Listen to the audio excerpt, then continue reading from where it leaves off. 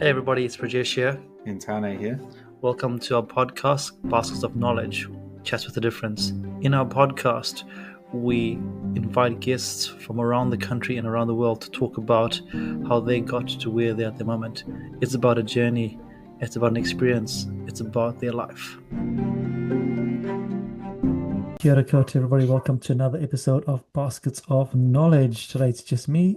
Tani can't join us because he's at a Noho Marae. So, as always, I like to share what I put into my basket of knowledge since our last episode. And the biggest learning that I've had since the last episode was this afternoon I ran a coaching session and a client came in with something that just seemed as a superficial comment, a superficial thing to talk about. And very quickly that became very, very, very deep because what I realized is that a lot of us have a superficial thing that we like to think about, but it's the layers between and underneath that actually define who we are. So I guess my learning is that when we're having a conversation with somebody and we really want to know about them, we should look at what's beyond the words that they're saying. Um, so yeah, that's my learning. What is beyond the words that they're saying? But hey, it's not about me. It's not about me today. As you all know, we scour the country and the world to find people that we think are interesting to have on our podcast. We think everyone is interesting because everyone's got a story to tell. Today's guest is someone that I only came across 3 weeks ago. 3 weeks ago, and so basically, I'll tell you the story. So I am a mentor in the First Foundation, which is an organization which helps rangatahi in New Zealand do some really cool things. And this story was shared in the mentor chat group. And I had a look at it and I was like, whoa, what an amazing story. And as I read the story, I felt emotional, I felt emotive, I felt inspired. Every single emotion under the sun came through. And it would be a travesty of justice to the world if we don't get to share the story with this inspirational young person, which is why we've invited this inspiring young wahine on our podcast. Welcome to Baskets of Knowledge, Kiyara. Kia ora everyone, my name is Kiyara and I am a 19-year-old first-year student at AUT and I am currently studying Bachelor Communications. I just want to say thank you so much for having me on this podcast and apologies if you hear a dog in the background, it is the neighbor's dog. Hey, we invite dogs into this podcast as anybody. It's your world, which is great. Kiyara, thank you for telling us who you are and what you're doing at the moment. And if we rewind a little bit, actually, a fun fact, before we jumped on the podcast, I asked Kiyara where her accent comes from. Kiyara, do you want to tell guess where the accent comes from? So basically, some of my family is from Italy, but I have family all over the world, a very diverse background. They came from Milan down to Christchurch, and my great-grandmother, she located the whole family. She had my grandfather and 13 other children, so massive family. But yeah, we located to New Zealand and then slowly moved up to the North Island and to Auckland eventually. And here I am. Yeah. Yeah, you are today, but you've given us a very brief overview, but your life story has not been as simple as that there. No. And if we take you back and talk about today, you're in university, you're doing your first year. Maybe if we go 5 years ago, was this even on your horizon? No, it wasn't. So my life story is a very complex story. I became independent at 13, but before that point, I was very emotionally independent and did a lot of things for myself, even while living with adults. In my case, my background, it was kind of you have to grow up fast and learn quickly, otherwise you'll be left behind. And while no child should have to deal with that, it was the reality for me. So by 13 years old, I was overseas and I woke up one day and I looked around at my environment and I realized this isn't good for me. This is not what I need in my life. And I should leave, I'm basically independent already and I know I can do it. And so I booked a ticket and I came back to New Zealand. I traveled down to my hometown in Te Aroha in the Waikato, and began to stay with family. But unfortunately, due to circumstances such as alcoholism and just complex family dynamics, it did not work out. And after a while, I was not safe to stay there. So by 13, I was often homeless. I would stay sometimes at friends' places or go and shower there before school if I was allowed to. But I often found myself sleeping at park benches because there was nowhere else to go and I didn't feel safe going home. So that is how my teenage life started out. It was very rough, especially going to school during that time. It was the lowest tier on my thought list of what was important because I was in such a survival mode that I didn't really consider year nine as, what I needed at the moment. It was important to me and I wanted to go to school, but the problem is with people who are homeless is they cannot prioritize things like education because they need to prioritize surviving first. So, year nine, by that point, I never thought I would make it to university. It got so bad to a point where I thought that my life would be on the street forever. Like, I did not see a way forward, I did not see a path, which is very scary to consider. A young wahine, it is difficult to already navigate your way through life, and especially when you feel like everything is against you. It is very difficult. And thank you for sharing that there because I think this But gives good context as where you come from. mm, Yeah, and I want to touch on something that you said there. School was not number one in your priority. yeah, Survival was. So what did it feel like you had to go to school, but mm, actually you didn't want to be there because, survival, finding food was probably what is it like for you and the because you're seeing your peers in the class mm. living a life that was very different to you. It was very difficult because the nights that I did not go home, I remember I would be at school and I would be sitting in class just focusing on my work as much as possible. Or sometimes this was during COVID time as well, when that was still occurring.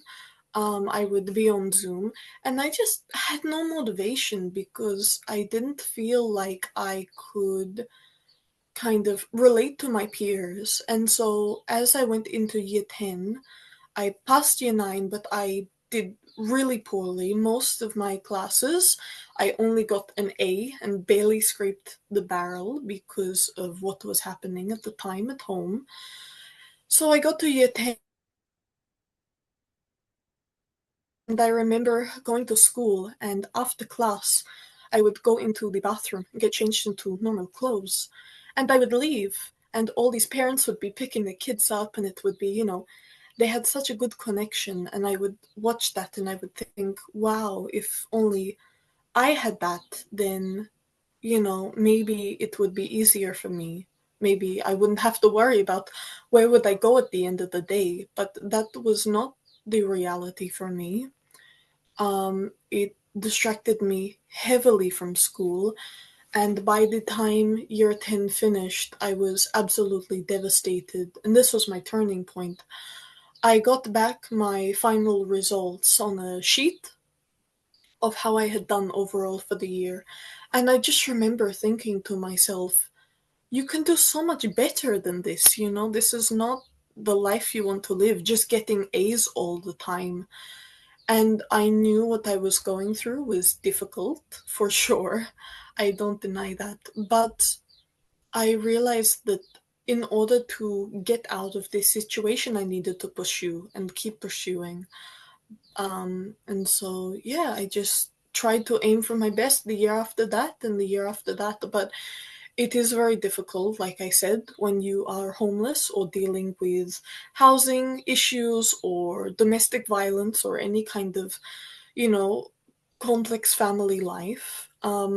Children and rangatahi do not receive the support that they often need and feel neglected and ignored, which is definitely how I felt when I was going through this process. So, yeah, it was difficult for me. And I think having that education and finally realizing what I needed to do is what motivated me. It was my lifeline and something that I strived for. I think without education, I would not be obviously in the position that I am today. So, yeah. And that's so powerful. We talk about the power of education, and you see it right in front of Mm. me. We can see what's happening with education. And my question for you is, you during school time, you had school as an anchor, but what about Yeah. during the school holidays? Because especially over summer, big school holiday, that anchor disappears Mm. for you. How were you managing that? So I was in Tiaraha to year 11 is when I left at the end of year 11. So before that point, summer holidays, I would often work. I would do a lot of under the table jobs to make money and, clean people's houses, all sorts of smaller chores to try and, help get myself into a better financial position and still be able to buy the equipment, especially that I needed for school. And my uncle, actually, he's not my biological uncle, but he came to me one day and he said, "Why don't you help me out with my shop?" He had a ice cream truck, and it was we would drive it around together to different festivals and different events in the Waikato, and we would sell ice cream and milkshakes, and that is how I made a lot of my money during the summertime. Once he offered it to me, we would travel around a lot, and he was very popular, which was nice to see. So that is, yeah, how I started to make my money before working proper retail jobs once I moved up to Auckland. So I did that all through year 11, especially. Started to make more money, become more independent, leave more, I didn't have to return to that environment as often anymore. I was still struggling with being on the street a lot of the time. It got so bad that at one point I asked for emergency housing, and they told me I was safer sleeping in my car because in the Waikato, unfortunately, gangs run a lot of the motels that they put people in for emergency housing. So I was literally denied from going there because of how unsafe it was. And it was a massive wake up call to me that this is a bigger issue than just basic homelessness that you think of when you think of Yeah. people being displaced from their homes. It is people not even being safe enough to stay somewhere, feel protected, and have to sleep on park benches as a consequence. When we live in a society where, for homeless people, sleeping in a car is a privilege, that is a failed society and a failed system, in my opinion. So I was very overwhelmed by that point, but it is what it is. I apologies for the dog barking if you can hear. That's But okay. yeah, it was very. I live in a very noisy neighborhood. There's always something happening, always dogs. But yeah, it was very important to me to continue that education. Like I said, education is the most powerful tool that you can have. And because of that, it is the reason I kept pursuing it. My uncle, unfortunately, got cancer and he passed away. So by that point, I was not able to work anymore at the ice cream truck, and I started to feel like Tiaraha became too small for me. Yeah. Everywhere I would go, it was very emotional for me. I wasn't able to go to those events anymore, help out, and he wasn't there. So when I was 16, I decided to move, and I moved up to Auckland because I realized that what is in a small town sometimes does not fit certain people's needs, and I wasn't getting the support I needed down there. One thing people don't realize, small towns such as Tiaraha, if you are struggling financially, there is no support system, no wraparound system there to help you. You know, you might see on occasion a Salvation Army, but that is about it. You know, there's not really any group to kind of lift you up and get you back on your feet. And so I moved up to Auckland because I wanted a better life. Yeah, and what does that move like for you? Because as you said, Te Araha to Auckland, big city, and Mm, when you were coming to Auckland, you were coming as a homeless rangatahi as well. Is that correct? yes. So I came up to Auckland because I wanted better opportunities. You know, there's more jobs up here. You have shopping malls, you have all kinds of different things within close range. So I came up to Auckland. I enrolled in Green Bay High School for year 12 and year 13. And the house I ended up staying in was the last one that was in zone. So I moved in with a family member there, and it was going well. I got a job at Cotton On, actually. I worked there for a Christmas casual, and in between that, I was still doing jobs here and there for different people, you know, just basic jobs. I would walk dogs and do anything to kind of make money. But that was, you know, the most important thing for me was not the money, it was the education again. Unfortunately, again, in places like Tiaraha, there is very limited things that you can do. For example, if you think of the school itself, it is very standard, you know, what you picture when you think of high school. You know, science, math, English, history, and that was kind of it. There was no special classes tailored towards specific things that people needed to do. In my case, I wanted to get into political science and political journalism, but it didn't have the things I needed. So when I came up to Auckland, I saw that there was, first of all, media studies class up here, which I immediately signed up for because that was a major thing that ties into my degree that I needed to have credits for. Yeah, so just small things like that over time, you know, once my uncle had passed away, I realized after doing some research that actually it would be better for me to move. And if I needed extra support, that support would be up here. Yeah. Beautiful. And what is it like, from I'm guessing you're to Te Ara College, I could be wrong, to coming to Mm, Green Bay. What is the big difference for you as you noticed a more diverse community of peers? yes, it was very different in terms of the atmosphere.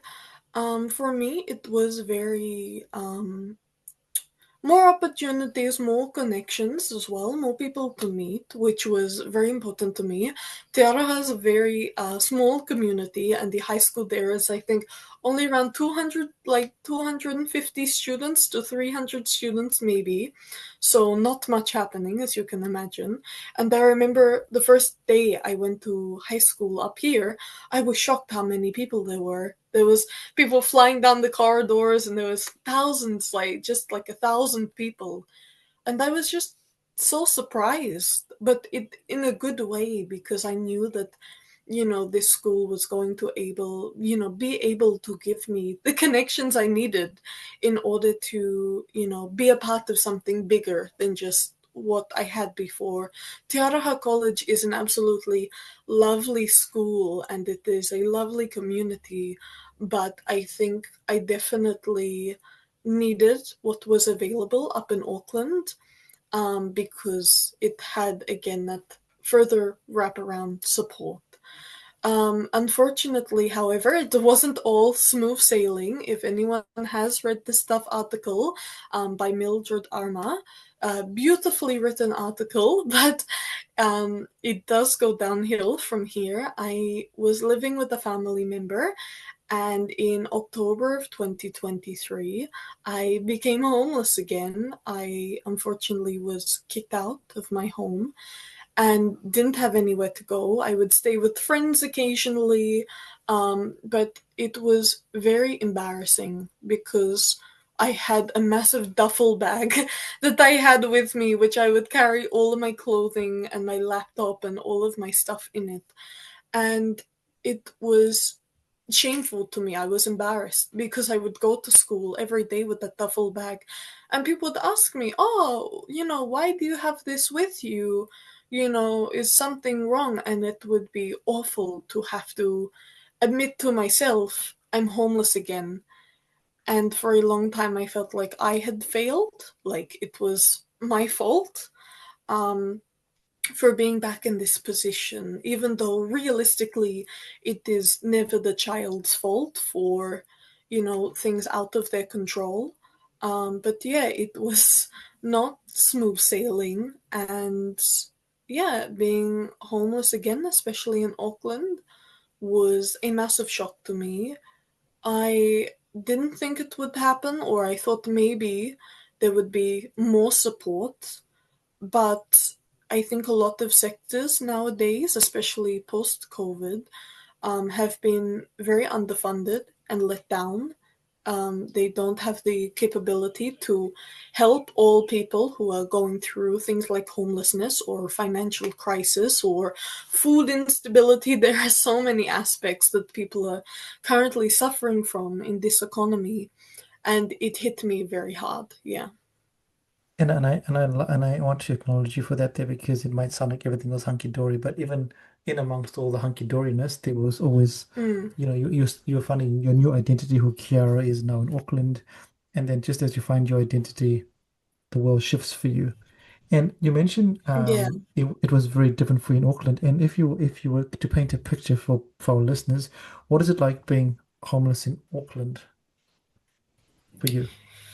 It is very different in a way that is hard to explain. I think the biggest thing for me is how unsafe it is. Being a young woman and living out on the street is very different in Auckland than it is in places like Tiaraha. You come up here, there's so many more people, and you have to be very careful of your surroundings and who, presents themselves to you. I've had people come up to me in the past, not often, but enough where they say, "Oh, I can help you in this situation," but you can tell that it is not safe to be in that position and you have to walk away, as difficult as it is. The hardest part I know for people, even my friends who have been through homelessness and continue to be homeless, the hardest thing that they went through and what I have been through is being taken advantage of. Something that isn't talked about is often people who are desperate and they're on their last legs are given all these promises of what could be. And because they have nothing to lose, they jump at any chance they get, and then when it falls short, when they, lose that hope, it impacts them in a way that is difficult to be understood, I think, by people who have not feared where they're going to sleep tonight or how they're going to get food. Because of that, it is, important to do things like this and advocate for homeless people. I'm very lucky, very privileged to be in the position now where I am living in a cabin at the moment, on a property. But even still, it is so sad to see for years now just the growing amount of homeless people, even walking down Queen Street. When I first came up here and I was going through a very rough period myself, I would walk down Queen Street and you maybe see two or three homeless people. Now I walk down and there is three times that amount, and I get to know these people personally, and it impacts you deeply because this is your family. You Yeah. get to know them on the street, know them personally, know their story, and so when you get to see who they really are, and not just someone sitting on the sidewalk, when you get to know their name and know their personality and how they ended up in this position, it hits you very deep, and that is something that I hadn't experienced until I came to Auckland, and something very important that needs to be acknowledged. And thank you for bringing it up there, Kiara, because I say this because you never think about these things here. You see someone sitting on the street, you don't think about this story. You know they're a Mm, person, and everyone just walks past really fast and does their thing. And I guess for you, as you sit here today, and as we have our listeners, what is something that you've met all these amazing humans on that are on the street that are homeless, not by choice. That nobody wants to be homeless. Like this is not a mm, choice, but life throws curveballs, and mm. you end up where you are. And as you said before, it is what it is at that point in time. What is the most common reason as you talk to your community why people end up homeless in New Zealand specifically? Just, yeah, just I guess the best way to put it is this is what I call it sold out of the market. Like, Yeah. these people once had houses and, pricing just went up, they can't afford the rent anymore. Eventually, someone that I was living with had to leave their place because the rent they were just upping at $150 overnight. They decided, we want more money. You can't afford the place. You can leave, and this is the reality for people, for tenants especially. Um, there is not enough protection for tenants and people who are at risk of homelessness. One thing I love to remind people who try and debate homelessness or have even said to me that it is not a big deal. Like, I've had people say that to me, that, it is an overreaction. There's not actually that many homeless people. And I love to remind people, you are more likely in your whole life to become a homeless person than ever become a millionaire, the position that New Zealand is in, economically, individually, and on a grand scale at the moment, is astronomically low and devastating. There is people who went from being homeowners to overnight being on the street. I saw a interview where Patty Gower actually was talking to people in Waitemata, Britomart, at the train station and saying, what is your biggest concern? What is worrying you at the moment? And a man came up to him and he said, I've never been homeless in my entire life. And just like that, basically, he lost everything. And now there's just him and they blanket and they're on the street. So it is not the stereotypical old, white, scruffy, angry man that is going to attack you and is really scary. These are fathers and mothers and sisters, people, real people who one day woke up and they often lost everything because either being taken advantage of or not being able to keep up financially, losing their jobs. That is another big one that people do not like to talk about. A lot of people become homeless because they lose their jobs. What can you do? We're in a recession at the moment, and it is, so sad to see all these people that had massive ambitions and overnight it is gone. A important thing for people to realize is homeless people, we're not dangerous. We're not going to attack you. We don't become homeless so we can sit there for 18 hours on the side of the road, waiting for someone to walk past so we can attack you and rob you. Unfortunately, there are some cases out there, as with every person, that there is going to be an attack. But I think a problem with the media and people's perception is they often like to take a very very small minority of people who do something out of desperation, um, and kind of categorize us all as being dangerous people. I even remember being on the street and people would be afraid to approach me and ask me if I'm okay because they just see people like me as thieves and that it is our fault we got ourselves into this position. Maybe we were drug addicts or alcoholics and we drank ourselves into being homeless. We didn't do that. It was failure on other people's parts most of the time that have led us to being perceived as animals, and it is very sad to be on the receiving end of that. What I love there, Kiara, is your perspective right there. Right now, it's you're more likely to be homeless than a millionaire is such a Mm. crazy perspective. And what you have just said now with the perspective, with that perspective, and that um, people are just humans. Humans are humans. Whether you are the Yeah. wealthiest person in the world or whether you are the poorest Mm. person in the world on the street, you're just a human. And I think what has happened is, as you have said, is the media or the narrative is portrayed Mm. that whether you are super rich or whether you are on the streets, you are a certain kind of person, and Yeah. therefore people paint a picture based on that there.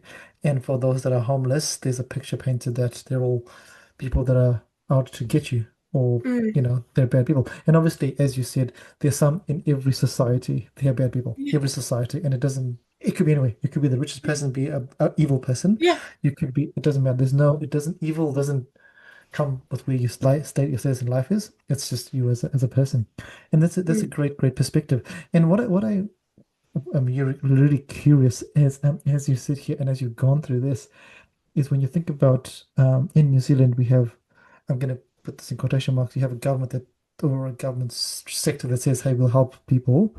But you've seen the Mm. failings of that there, especially as you said. Yeah. It's safer for you to be on the street or to be in emergency housing. That is a failure right there. Yeah. It is a failure, and I think the biggest reason why is because the government likes to pretend that we are different species. Sometimes they like to pretend that just to clarify for people out there who don't see homeless people as humans or like to demonize them, we all bleed the same red. We all bleed the same red. There is no difference between one human and another. We are all human. We all deserve human rights. And it is very tragic to see that there are narratives being pushed, especially by our current government. This infuriates me. That, we are doing great as a country from people who have never walked the street and never spoken to any homeless person and said to their face that we are doing great as a society when they know we are not. We are in a recession. We just had the statistics come out and facts come out about, for example, one company receiving thousands of applications in one day for a minimum paying job, because people are so desperate.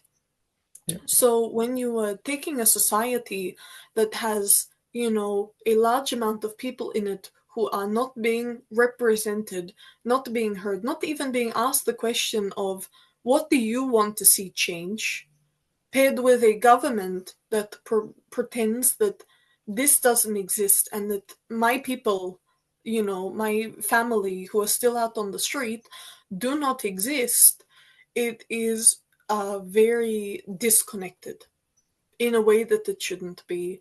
I had the privilege of going to an aspiring leaders It is forum. Forum. Yeah. Mm, With yeah, a Just couple. Josiah Yeah, Park. Yeah. My yeah. homies. I went a couple of months ago, and it was so eye-opening to sit in the gallery in Parliament and see the discourse during question time.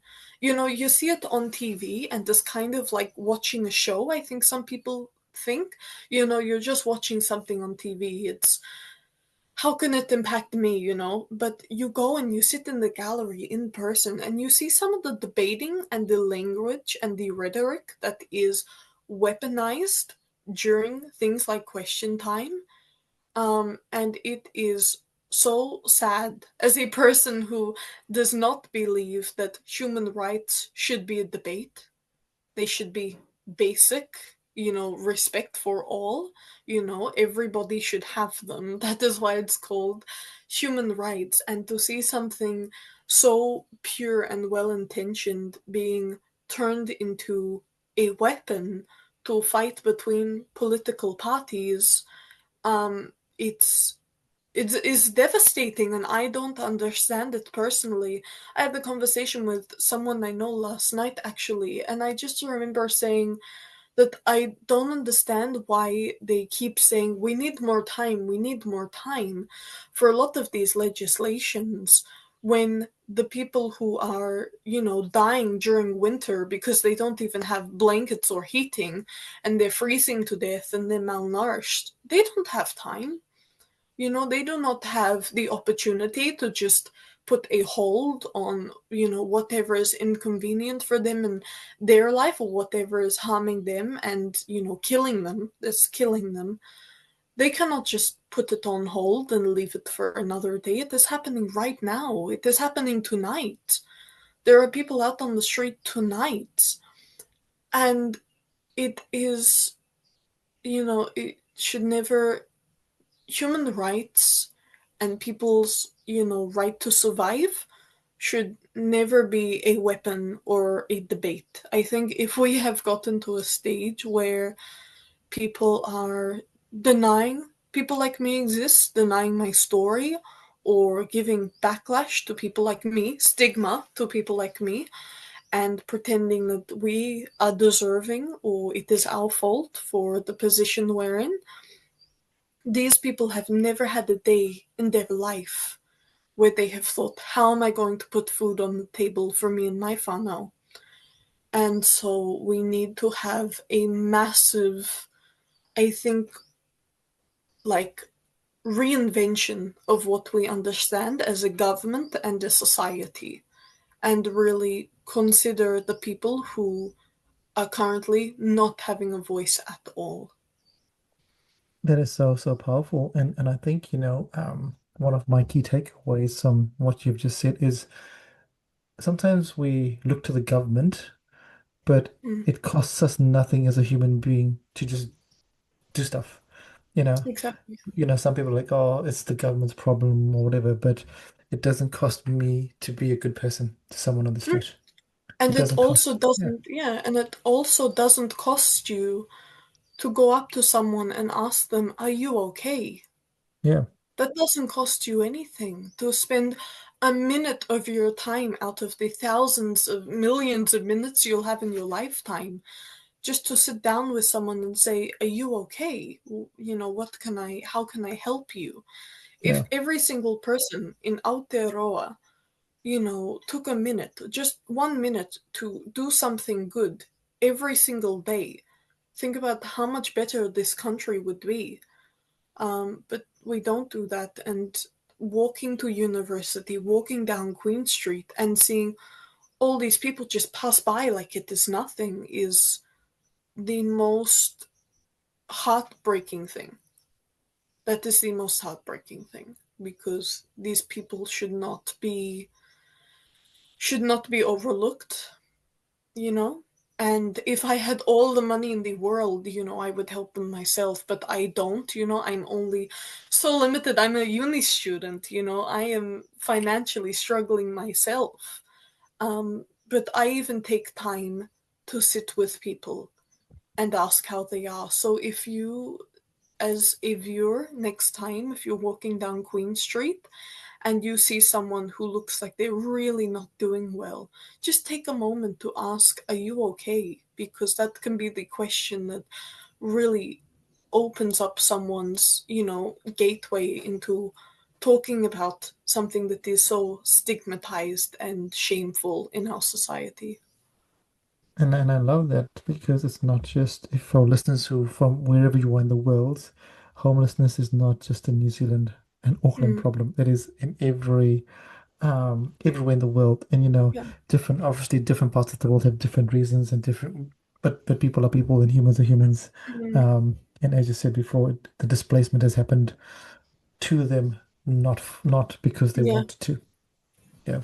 Yeah. And for whatever reason. And thank you for sharing that. And I can see the power and the passion. And I want to now circle back to Kiara's story because the story still has we went downhill and then we're going to go uphill now because I think there's an Mm, uphill here. yeah. We speak about this really powerfully, but still university might not have been on your horizon. And I know and I read the article and I know why it was, but I'd love for you to Mm. share with our viewers that person that got you to apply for the scholarship, which just changed your trajectory just a little bit. Yeah, so by year 12, I was doing incredibly well. Year 11, 12, and 13, I received excellent endorsement for NCA levels across the whole board. Year 12, I remember being called into the office, and I was told by the careers people at the time, they said, we have this scholarship we've just been emailed. Do you want to take a look at it? It is for people who have good results, but they do not have the money to go to university. So I had a look, and it was First Foundation Scholarship. So I read through the entire thing, looked at the application, and I decided, yeah, I want to fill this out.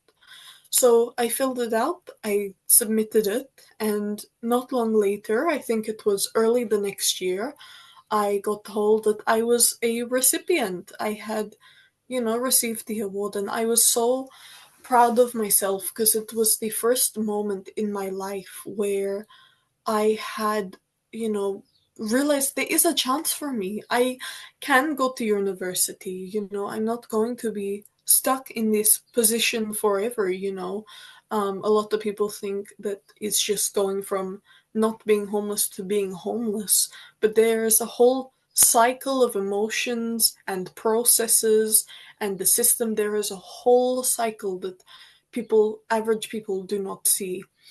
And so when I was in the lowest point, I received that news and I was like, for the first time in my life, went, wow, I can actually go to university and make a difference. So I got accepted into the program, and then I went to the award ceremony. It was absolutely beautiful, and I got to meet some of the most amazing people. I met Millie, I met Isaac, so many different people, Kirk, everyone who gets involved and, is always ensuring that the students are being well taken care of.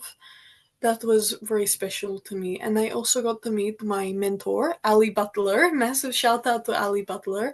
She is the most beautiful, amazing human being and has been my absolute support system from day one. When I met her, I was very anxious, leading up to meeting my mentor. I was thinking, I want to make a good impression, and I'm a very social person, but sometimes meeting new people can be scary. And we just clicked like that. And so we catch up often, and she gets to see me pursue my studies, and she's pursuing her own studies, so we support each other in that regard.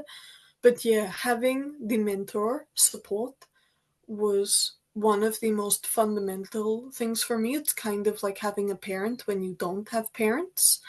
You have someone to guide you through that process. Having an older sister, even, she's like an older sister, and just having someone there to say, you're doing so well, I'm backing you, I'm here all the way. So having a mentor was really important. And the financial side of it, scholarship is able to ensure that I can afford to go to uni. I'm not going to leave with this $30,000 debt that a lot of people see. And it motivated me definitely to get that, to get good grades in my last year. Yeah.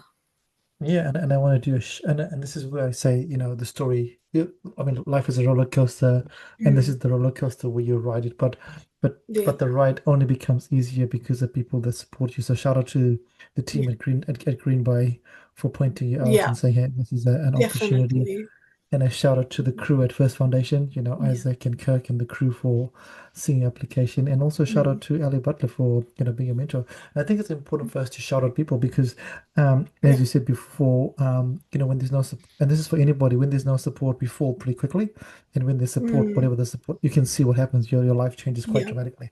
Definitely, 100%. If it wasn't for those people backing me, and I often find it's the people who, kind of hide in the shadows and do the most work and not, take any recognition for it. They're just happy working, puttering along, helping as many people as they can. And I think a lot of those people don't get recognized enough. And it is something that I aspire to be like them. They're definitely my role models. So, yeah, I think it is very powerful and very impactful to see so many people care when sometimes it feels like the world is against you. You get to actually see that no, there are people out there who want to see you succeed, want to see you go to university, and that was the biggest, life changer for me completely. And yeah, so now I'm in my first year at AUT, and it is going amazing for me. I've got really good grades so far. I'm in the last stretch. I've got about six more assignments to do, and then I am on summer holidays. But I am so glad that I picked this degree in communications at AUT. Is absolutely fantastic course. If anyone wants to do communications watching this, I definitely recommend AUT. The lecturers as well are some of the most amazing, sweet, caring, kind people. And just the whole AUT atmosphere, I couldn't imagine being anywhere else. When the article came out, I had so many people come up to me and lecturers, and they said, I read your article. Wow, like I wouldn't have expected this from you, this life. And it's like, again, that whole point of it can happen to anybody and anybody can come out of it succeeding, just because you're homeless now doesn't mean you don't have a future. And so it was very important for me to receive that positive feedback from my school, from AUT, from my mentor, and the people at First Foundation. That is the wraparound support that young people rangatahi need. And yeah, and I want to ask you this question here. What does it feel like for you to share your story? And I ask this because in the context of all you've gone through, to sharing into a medium that is read by Mm, millions of people around the world, essentially. yeah. It was so empowering to me to kind of get my story back to being my story for so many years. Especially, I know a lot of people will understand this feeling when they have gone through households that do not respect them or like to hear their voice. Growing up for me, it was always children should be seen, not heard. That was a massive saying growing up. So being able to reclaim my story and be able to tell it the way that it is in my life, it was so impactful and so just wow. Like, I don't have words. My whole life I was told not to talk about these things, not to acknowledge the suffering I had been through. Think about the people in your life, think about your family, think about all these aspects. And it was like, well, what about me? Can't I think about myself? Don't I have a story that people can learn from, and maybe it will help them someday. And so when I got the call from Isaac saying, hey, a lady from Stuff NZ wants to interview you, she wants to share your story, um, it was the first time in my life where I really felt like people were going to finally hear me. And I love that because as you said before, too many times a lot of us live our worlds telling other people's stories, and we all Mm. have our stories to share, whatever the story Yeah. is. And a lot of times we either talk ourselves out of it because our Mm. story is not good enough, Yeah. you know, or people tell us not to tell our story because it's not good enough for them. And I love the fact that you've owned it and you're telling the story, your story, Mm. which is beautiful. Thank you. Yeah. Kira, I know Yes. you have to head away soon. Yeah. Yes, Uh, but thank you so much for this. And yeah, like I said earlier, having this platform, an amazing podcast, to give people the voice, be able to speak about these things. And I just think that my main takeaway for the people listening is that, anybody in your life, anybody in anyone's life can, you know, be homeless, suffer in imaginable ways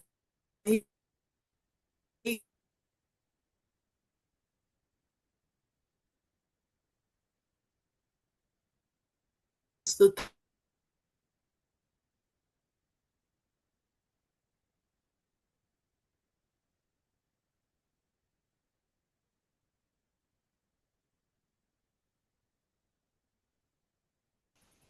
so, so Kiara, thank you for sharing a lot. And we have a tradition in our podcast. It's called Baskets of Knowledge. And every episode we record, we invite our guests to share a piece of knowledge to put into our basket. Would love your knowledge to put into our basket.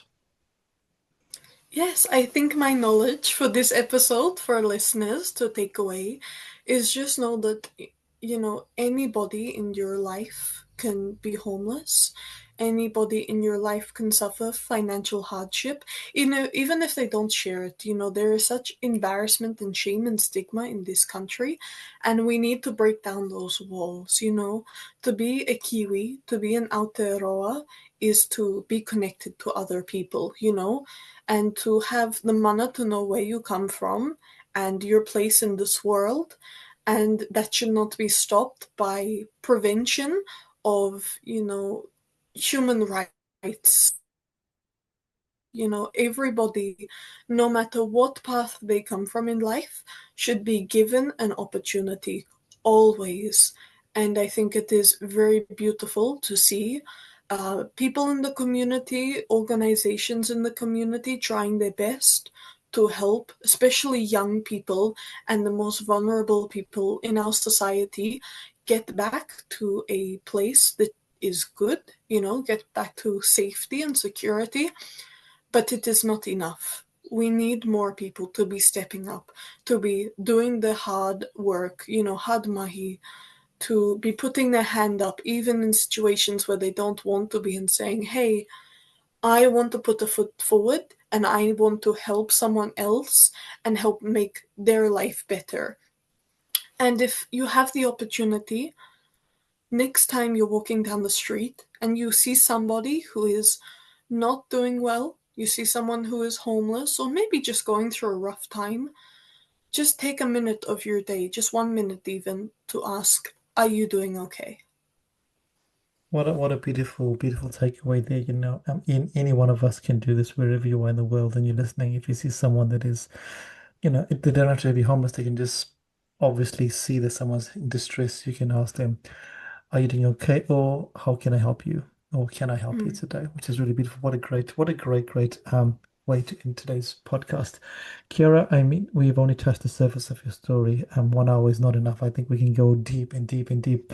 But it is Friday and you've got things to do. I want to acknowledge you for sharing your story, for going to places that may have been emotionally strong for you. But I know I've learned a lot, and I know listeners have learned a lot and had a different perspective when you look at people. It's just about people. People are Yeah. people. So thank you for sharing that today with us. Any last words before I say thank you to you? Yeah, I just want to say massive thank you to all the people who stuck around to listen to my story and have sent amazing messages to me about the Stuff article, or even just been inspired by it, been inspired to go out and help more in the community. And yeah, also thank you to this amazing podcast for having me on. It has been a great privilege to be able to share my story here. It's a great privilege to have you on here. So thank you so much. For our listeners out there, hopefully you have listened into this podcast today. You've leaned in and just thought about where you sit and where you think about yourself when you see people that are homeless, and your own question, as Kiara said, you're more likely to be homeless than to be a millionaire. And let that sit with you. And if you have fallen asleep during the podcast, that is on you. Go back and have a listen again because it's pretty fascinating. Till next time, to everyone out there, don't forget to find a reason to smile. Don't forget to put something in your basket of knowledge. And as Kiara said, don't forget to ask people, how can I help you, or are you doing okay? Till next time, take care. Ka kite. Bye, everybody. Peace.